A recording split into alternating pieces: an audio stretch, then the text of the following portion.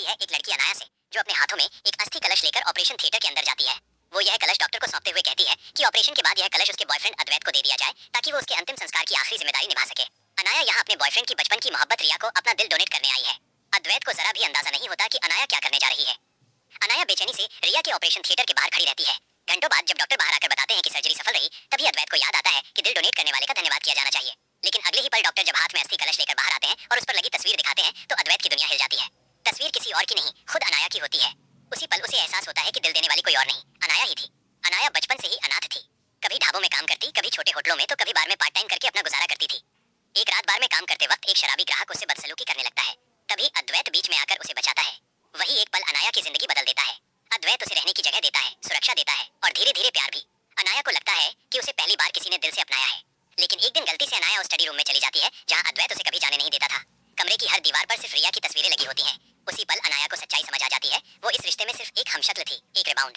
असल में अद्वैत आज भी अपनी बचपन की मोहब्बत रिया से ही प्यार करता था। रिया किसी और से शादी कर चली गई थी। उसी टूटे हुए हाल में अद्वैत एक रात बार में बैठा था, तभी उसकी नजर अनाया पर पड़ी, बिल्कुल रिया जैसी। वो उसे अपने घर ले आया और अनजाने में उससे रिया की परछाई की तरह जीने की उम्मीद करने लगा। कुछ समय बाद रिया वापस लौट आती है, टूटी हुई, अकेली और एक गंभीर दिल की बीमारी के साथ। अद्वैत पूरी तरह टूट जाता है और दिन रात उसकी देखभाल में लग जाता है। अनाया सब कुछ चुपचाप देखती रहती है। अद्वैत की हालत देखकर उसका दिल पिघल जाता है। वो फैसला करती है कि वो रिया को अपना दिल डोनेट कर दे, क्योंकि अनाया एक दुर्लभ बीमारी के साथ पैदा हुई थी। उसके पास दो दिल थे। एक दिल रिया को देकर वो अद्वैत की मोहब्बत पूरी करना चाहती है और दूसरे दिल के सहारे खुद कहीं दूर एक नई शुरुआत करना चाहती है। लेकिन उसी वक्त एक हादसा हो जाता है। रिया अनाया के हाथ से बना सूप पीकर उल्टी कर देती है। गुस्से में अद्वैत दरवाजा तोड़कर अंदर आता है और बिना कुछ पूछे अनाया पर आरोप लगा देता है कि उसने जलन में सूप में कुछ मिलाया है। वह उसे जबरदस्ती अस्पताल ले जाता है।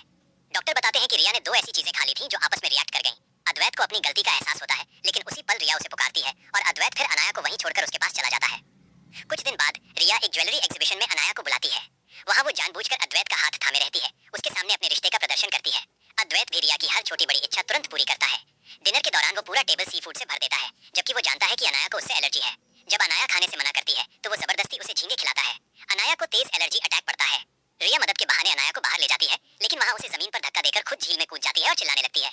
अद्वैत बिना एक पल सोचे सिर्फ रिया को बचाता है और अनाया को पानी में तड़पता छोड़ देता है। बाद में वो सिर्फ एक चेक भेजता है और रिया के साथ घर लौट जाता है। घर में रिया पार्टी रखती है और डॉक्टर की सारी हिदायतों को तोड़ती है। जब अनाया उसे रोकने की कोशिश करती है तो रिया के दोस्त उसे धक्का देकर गिरा देते हैं। अद्वैत आता है, लेकिन जैसे ही रिया नाटक करते हुए सीने पर हाथ रखती है, वो अनाया को एक साउंड प्रूफ रूम में बंद कर देता है। तेज म्यूजिक में अनाया बेहोश हो जाती है। आखिरकार ऑपरेशन से एक दिन पहले अनाया अपने अस्थि कलश को देख रही होती है। तभी रिया अंदर आती है, उसे अशुभ और मनहूस कहकर ताने मारती है। तनाव में रिया की हालत फिर बिगड़ जाती है और उसका ऑपरेशन तुरंत तय कर दिया जाता है। अनाया चुपचाप फैसला करती है कि वो अद्वैत की जिंदगी से हमेशा के लिए निकल जाएगी। वो डॉक्टर को अस्थि कलश सौंपती है और कहती है कि ये अद्वैत को दे देना, लेकिन ये मत बताना कि वो जिंदा है। ऑपरेशन पूरा होता है।